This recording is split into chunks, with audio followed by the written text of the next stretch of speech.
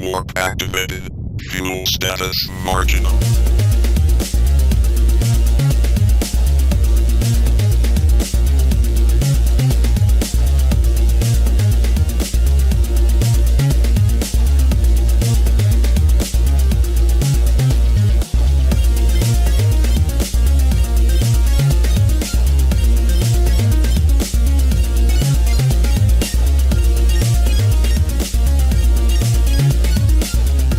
So this is the knockoff NES Mini. Lower this a little bit. That I got from China for $19. This is has a Pi 3 in it, so it does have HDMI output. I'm currently using the HDMI output in converting it to component. So I can output. So I'm outputting a 1080p, but then I'm converting it to 480i for this Sony studio monitor, because I wanted it to be like a CRT based NES Mini. I have an NES Mini, but the NES Mini does not, at least for the games that are running off of the NES Mini Nintendo emulator, it doesn't stretch to 16:9. The games are always 4:3 with borders on each side, and it makes it very difficult to display on a 4:3 monitor. I can make adjustments to this monitor to kind of make it work, but then everything else would be messed up. Anything else I hook up to it, I'd have to like readjust everything. So I decided not to do that. So this little thing is going to be my CRT based NES Mini. That basically is what I want it to be. It does have an analog output because it's a Pi 3, so you have analog or HDMI. But I decided to use the HDMI output because when you convert it to component, the converter I have actually does a really good job, and you get a really nice picture. But it's still interlaced CRT, so you still have that.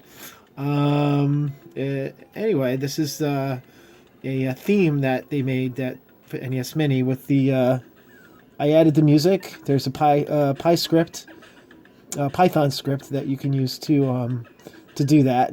It's not really that hard to do, and you can get the music off the internet or just record your own if you have an NES Mini or whatever. And that's it. And then I put some systems on it. I still have more to put on it. I got a 32 gig SD card. I mean, you can go up higher and put more stuff on. You don't really need a lot of memory on your SD card until you start doing the CD based systems like the PlayStation. I don't have tons of PlayStation games. I got some of the ones I really like on here. Metal Gear, Ridge Racer, that kind of stuff. You can put Sega CD. I have another Pi system there where I got Sega CD on it, and because it has a bigger SD card. You have I think 3DO works. Dreamcast, I think, kind of works. I'm not sure how good it works. I have a lot of Dreamcast. Dreamcast is my favorite system, so I have a kiosk with like every game. So don't really need to do that. So I didn't add Dreamcast to this. That's it. So you have all of your systems here. Get the sound effects from the NES Mini. You can put any music on, or any theme. There's other themes for RetroPie. You don't have to make it look like an NES Mini. I just did that for now. I might change it later on. It's got Super Nintendo.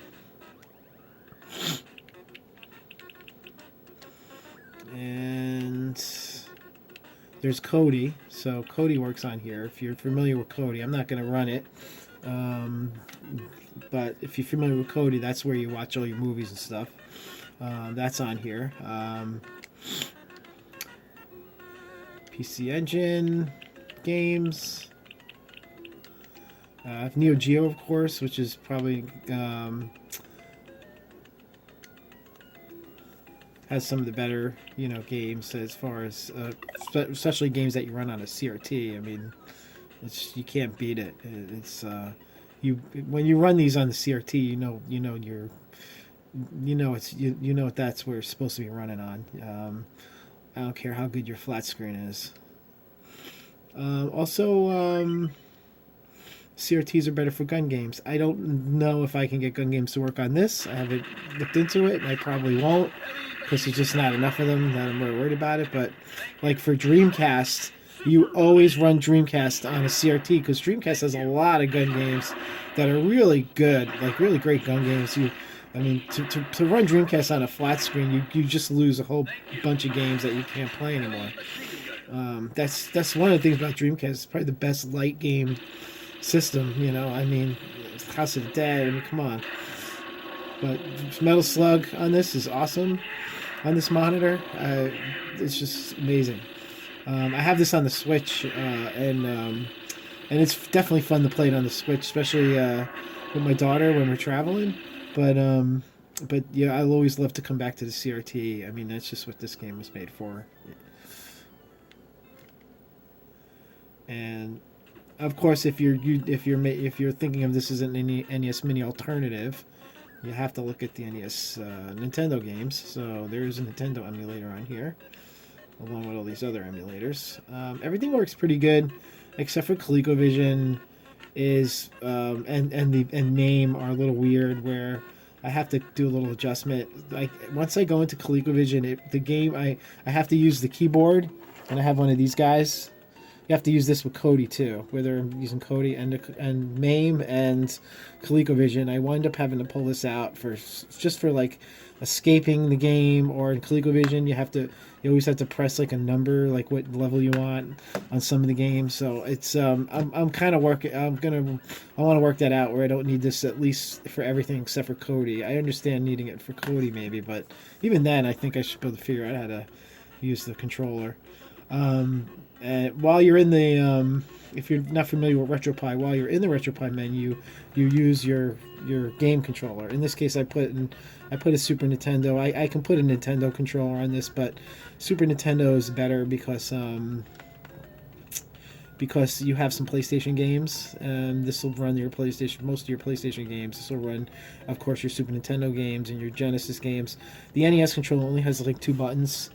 And doesn't even have shoulder buttons, and so you're gonna hit a wall real quick. I have N64 games on here. For that, I would just plug in like an Xbox controller because you need for the analog stick. You need at least one analog stick for that. And there are a few PS1 games that use analog, but I'll be honest, I've not been able to get any of those to work with any controller.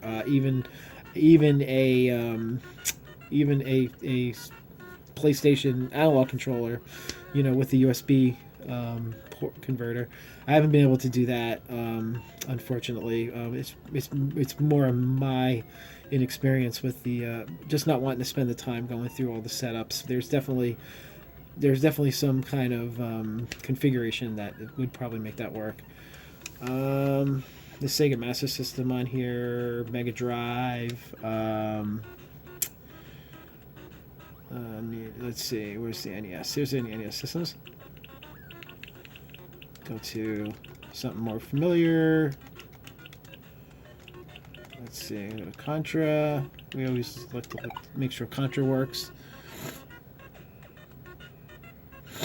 And the music, with the Python script, the music does shut off. Except for ColecoVision, and I don't know about MAME, but I know ColecoVision, the music stays on. That's like another thing. The ColecoVision emulator on RetroPie is really weird. I don't understand why it doesn't work right.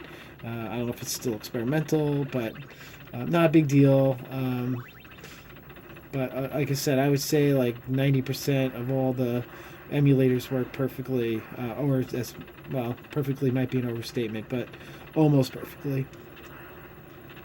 So yeah, you have your Contra, have your, and if you're doing one of these, you can, like I said, it's HDMI. You can just throw it on your 1080p screen. It doesn't have to be on a 4.3 CRT. This is just the purpose of this particular one that I'm doing. I have a regular NES Mini that I use for for HDMI screen if I want to use it, or in my game room.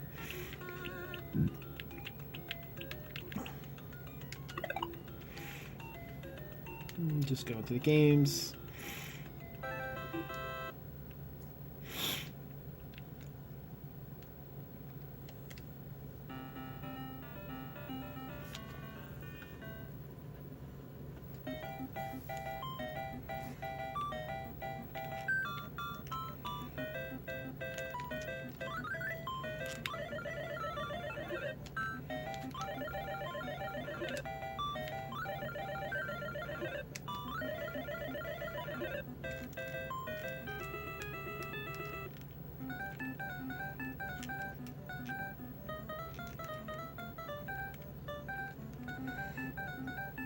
All right, so get a closer look. Basically, knockoff. I changed the there's a I changed the sticker. What I didn't do yet is I didn't hook up the LED or the power button. I gutted this before I put the Pi in. I gutted it, but I did keep the buttons and the LED. I just haven't hooked those up yet. So right now, to turn it on and off, I use this guy in the back. There's a little one of these little guys that you get that'll shut it off and on. You know, I shut it down and then I just shut the power off on it. But that's temporary. Obviously I did add the USB ports. But yeah, it's not really. I just got to spend a couple hours. Hopefully it doesn't take that long, but just got to spend a little bit of time to get these guys to work. I don't want to throw any more money at it because then it defeats the purpose of doing this. So I mean, this whole thing costs about $60. I don't want to spend any more money on it. So I'm not. There are some fancy ways to get the power and the LED buttons. You can get the reset. Yeah, like I said, there are some people who will cut this and make it so the lid opens up. And what they'll do is they'll 3D print tiny cartridges. And there's I guess there's some scripts or something you can put in to RetroPie that or I don't even know if they use RetroPie, whatever they're using. I mean, I guess why would you use RetroPie if you're just going to use cartridges? But I don't know. I haven't seen it. But what I do know is it uses RFID. Each cartridge, they'll print, say they want one at Super Mario Brothers. They'll put an RFID on it, and there's a board that some people are making that you can order that hooks up the on and off, the on-off switch, reset switch, LED switch. Also does the RFID, which it's kind of like when you use an amiibo to get something on, like something like that to get like stuff on Nintendo. What's the other one?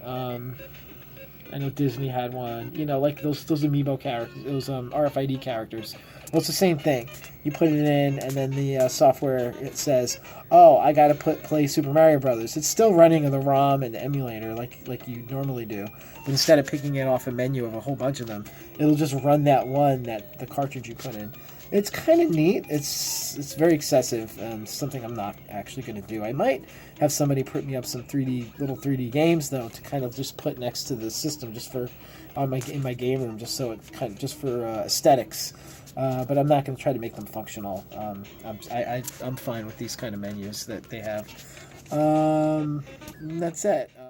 Warp activated. Fuel status marginal.